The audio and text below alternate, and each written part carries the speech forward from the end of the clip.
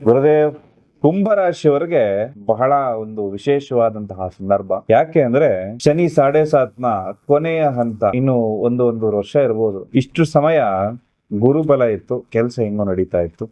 ಆದ್ರೆ ಈಗ ಗುರುಬಲನೂ ಇಲ್ಲ. ಹಾಗಾದ್ರೆ ನಮ್ ಕತೆ ಏನಪ್ಪಾ? ಈ ರೀತಿ ಯೋಚನೆ ಮಾಡ್ತಾ ಇರುವಂತವ್ರಿಗೆ ಖಂಡಿತವಾಗ್ಲೂ ಬರೀ ನೆಗೆಟಿವ್ ಗಿಂತ ಪಾಸಿಟಿವ್ ವಿಚಾರಗಳು ಕೂಡ ಇರುತ್ತೆ. ಎಲ್ಲದರ ಕುರಿತಾಗಿ ಪೂರ್ಣ ಮಾಹಿತಿಯನ್ನ ತಿಳಿಸ್ಕೊಡ್ತೇನೆ. ಮೊದಲನೇ ಸರಿ ಚಾನೆಲ್ಗೆ ಬಂದಿರುವಂತಹ ಕುಂಭರಾಶಿಯವರಲ್ಲಿ ನನ್ನ ವಿನಂತಿ ಏನಂದ್ರೆ, ಇನ್ನೂ ಸಬ್ಸ್ಕ್ರೈಬ್ ಮಾಡದೆ ವಿಡಿಯೋವನ್ನ ನೋಡ್ತಾ ಇದ್ದಾರೆ, ದಯವಿಟ್ಟು ಸಬ್ಸ್ಕ್ರೈಬ್ ಮಾಡ್ಕೊಳ್ಳಿ. ಇದರಿಂದಾಗಿ ಬಹಳ ವಿಶೇಷವಾದ ಮಾಹಿತಿಯನ್ನ ದಿನನಿತ್ಯ ನೀವು ಕುಂಭರಾಶಿಯ ಕುರಿತಾಗಿ ತಿಳ್ಕೊಳ್ಬಹುದು.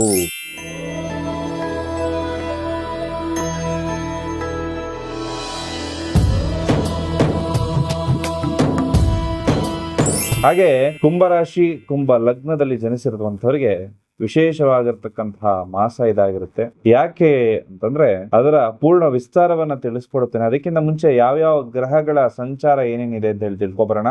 ನಿಮ್ಮ ಜೀವನದಲ್ಲಿ ಏನಾದ್ರೂ ಆರ್ಥಿಕ ಸಮಸ್ಯೆಗಳು ಅಥವಾ ಹಣಕಾಸಿನ ಸಮಸ್ಯೆಗಳು, ಉದ್ಯೋಗದಲ್ಲಿ ಸಮಸ್ಯೆಗಳು, ದಾಂಪತ್ಯ ಜೀವನದಲ್ಲಿ ತೊಂದರೆಗಳು, ಪ್ರೀತಿ ಪ್ರೇಮ ಜೀವನದಲ್ಲಿ ತೊಂದರೆಗಳಾಗ್ತಾ ಇತ್ತು ಅಂದ್ರೆ ನೇರವಾಗಿ ಬಂದು ಭೇಟಿ ಮಾಡಿ. ಶಾಸ್ತ್ರೋಕ್ತ ಸುಲಭ ಪರಿಹಾರವನ್ನ ನಿಮಗೆ ತಿಳಿಸಿಕೊಡಲಾಗುತ್ತೆ. ಮೊದಲಿಗೆ ಈ ಮಾಸದಲ್ಲಿರ್ತಕ್ಕಂತಹ ಗೋಚಾರ ಫಲಗಳು, ಯಾವ ಗ್ರಹ ಯಾವ ಮನೆಯ ಪ್ರವೇಶ ಮಾಡ್ತಾ ಇದೆ, ಇದರ ಬಗ್ಗೆ ಪೂರ್ಣ ಮಾಹಿತಿಯನ್ನ ನೋಡೋದಾಯ್ತು ಅಂದ್ರೆ ಜೂನ್ 2ನೇ ತಾರೀಕು ಬಹಳ ಜನರು ಕಾಯ್ತಾ ಇರುವಂತದ್ದು. ಗುರು ಕರ್ಕಾಟಕ ರಾಶಿ ತನ್ನ ಉಚ್ಚ ಸ್ಥಾನಕ್ಕೆ ಪ್ರವೇಶವನ್ನು ಮಾಡ್ತಾ ಇರುವಂತದ್ದು. 8ನೇ ತಾರೀಕು ಶುಕ್ರ ಗ್ರಹ ಕೂಡ ಕರ್ಕಾಟಕ ರಾಶಿಯ ಪ್ರವೇಶವನ್ನ ಮಾಡುತ್ತೆ.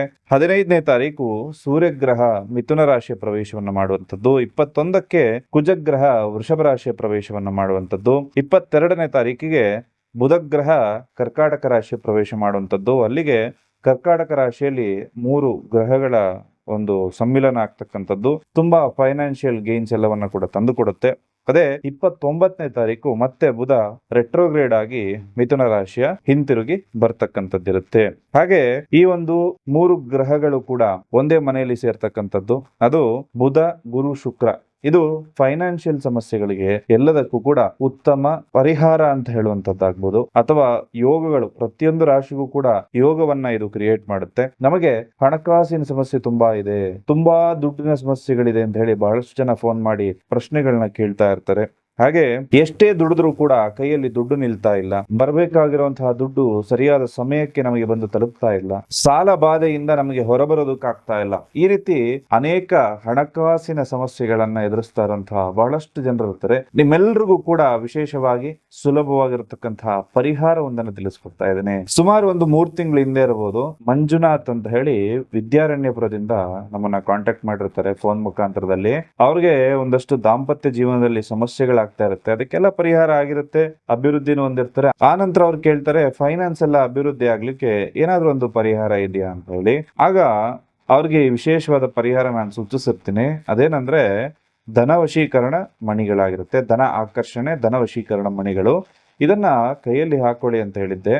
ಜಸ್ಟ್ 7 ದಿವಸದಲ್ಲಿ ಅವ್ರಿಗೆ ಉತ್ತಮವಾಗಿರ್ತಕ್ಕಂತಹ ರಿಸಲ್ಟ್ ಕೂಡ ಬಂದಿರೋದಿದೆ. ಹಾಗಾಗಿ ನಮ್ಮ ವೀಕ್ಷಕರಿಗೂ ಕೂಡ ಅದರ ಉಪಯೋಗ ಆಗ್ಲಿ ಅನ್ನೋ ಕಾರಣಕ್ಕೋಸ್ಕರ ವಿಶೇಷ ಪರಿಹಾರವನ್ನು ತಿಳಿಸ್ಕೊಡ್ತಾ ಇದ್ದೇನೆ. ಈ ಮಣಿಗಳನ್ನು ಬೇಕಾದವರು ತರಿಸಿ ಅದರ ಉಪಯೋಗವನ್ನ ಮಾಡ್ಕೊಳ್ಬಹುದು. ಜೂನ್ 2ನೇ ತಾರೀಕು ಗುರುಗ್ರಹ ಕರ್ಕಾಟಕ ರಾಶಿಯ ಪ್ರವೇಶ ಮಾಡುತ್ತೆ. ಇದು ನಿಮ್ಮ 6ನೇ ಮನೆಯಾಗಿರುತ್ತೆ. ನಿಮ್ಮ ಶತ್ರು, ರೋಗ ಅಥವಾ ಋಣದ ಸ್ಥಾನ ಇದಾಗಿರೋದ್ರಿಂದ, ಗುರು ಉಚ್ಚನಾಗಿರೋದ್ರಿಂದ ಕೆಲವೊಂದಷ್ಟು ವಿಶಿಷ್ಟ ಫಲವನ್ನ ನೀಡ್ತಾನೆ. ನಿಮ್ಮ ರಾಶಿಯಾಧಿಪತಿ ಶನಿ ದ್ವಿತೀಯ ಸ್ಥಾನದಲ್ಲಿ 2ನೇ ಮನೆ ರೇವತಿ ನಕ್ಷತ್ರದಲ್ಲಿ ಸಂಚರಿಸ್ತಾ ಇರೋದ್ರಿಂದ ಆರ್ಥಿಕ ಶಿಸ್ತನ್ನ ಕಲಿಸುವಂತ ಸಂದರ್ಭ ಕೂಡ ಇದಾಗಿರುತ್ತೆ. ಇನ್ನ ಜೂನ್ ತಿಂಗಳಲ್ಲಿ ಪ್ರಮುಖ ಅಂಶಗಳೇನಪ್ಪಾ ಅಂತಂದ್ರೆ, ಕೆಲಸದ ಸ್ಥಳದಲ್ಲಿ ಕಾಂಪಿಟೇಷನ್ ಅನ್ನು ಜಾಸ್ತಿ ಆಗುತ್ತೆ.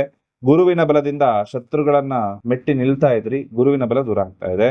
ವೈದ್ಯಕೀಯ, ಕಾನೂನು ಅಥವಾ ಬ್ಯಾಂಕಿಂಗ್ ಕ್ಷೇತ್ರದಲ್ಲಿರುವಂತವ್ರಿಗೆ ಈ ಮಾಸ ಲಾಭದಾಯಕವಾಗಿರುತ್ತೆ. ನಿಮ್ಮ ಕೆಲಸದಲ್ಲಿ ಹೆಚ್ಚಿನ ಜವಾಬ್ದಾರಿ ಅನ್ನೋದು ಜಾಸ್ತಿ ಆಗುತ್ತೆ. ಹಠಾತ್ ಧನ ಲಾಭ ಆಗುವಂತಹ ಸಂದರ್ಭ ಕೂಡ ಬರುತ್ತೆ. ಆರ್ಥಿಕತೆ ಮತ್ತು ಹೂಡಿಕೆ ಹೇಗಿರುತ್ತೆ ಅಂದ್ರೆ, ಸಾಲದ ವಿಚಾರ, ಸಾಲ ತೀರಿಸಲು ಪ್ಲಾನ್ ಮಾಡ್ತಾ ಇತ್ತು ಅಂದ್ರೆ ಇದು ಒಳ್ಳೆಯ ಸಂದರ್ಭ ಆಗಿರುತ್ತೆ. ಹಳೆಯ ಬಾಕಿ ವಾಪಸ್ ಕೊಡುವಂತ ಸಂದರ್ಭ, ಮನೆಯಲ್ಲಿ ಏನಾದ್ರೂ ಶುಭ ಕಾರ್ಯಗಳಾಗುವಂತಹ ಸಂದರ್ಭಗಳು ಕೂಡ ಬರುತ್ತೆ. ಕುಟುಂಬ ಮತ್ತು ಸಾಮಾಜಿಕ ಜೀವನದಲ್ಲಿ ಕುಟುಂಬ ಸದಸ್ಯರೊಂದಿಗೆ ಸಣ್ಣ ಪುಟ್ಟ ಭಿನ್ನಾಭಿಪ್ರಾಯಗಳು ಬರಬಹುದು. ಮಾತಿನ ಮೇಲೆ ನಿಗಾ ಇಟ್ಕೊಳ್ಳಿ, ಶನಿ 2ನೇ ಮನೆಯಲ್ಲಿ ಇರೋದ್ರಿಂದ.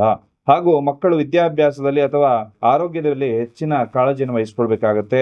ಜೀರ್ಣಕ್ರಿಯೆಗೆ ಸಂಬಂಧಪಟ್ಟಂತ ತೊಂದರೆಗಳಾಗಬಹುದು. ಲಿವರ್ ಅಥವಾ ಫ್ಯಾಟಿ ಲಿವರ್ ಸಂಭವಗಳು ಬರುತ್ತೆ. ದೈನಂದಿನ ಆಹಾರವನ್ನ ಶಿಸ್ತುಬದ್ಧವಾಗಿ ಇಟ್ಕೊಳ್ಳಿ.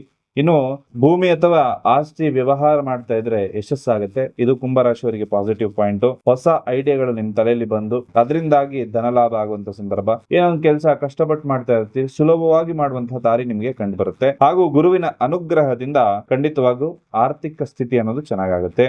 ಗುರುವಾರದ ದಿವಸ ದಕ್ಷಿಣಾಮೂರ್ತಿ, ಸಾಯಿಬಾಬಾ, ರಾಘವೇಂದ್ರ ಸ್ವಾಮಿ ದೇವಸ್ಥಾನಗಳಿಗೆ ಖಂಡಿತ ನೀವು ಭೇಟಿ ಕೊಡಿ, ನಿಮ್ ಸಮಸ್ಯೆಗಳ ಪರಿಹಾರ ಆಗುತ್ತೆ.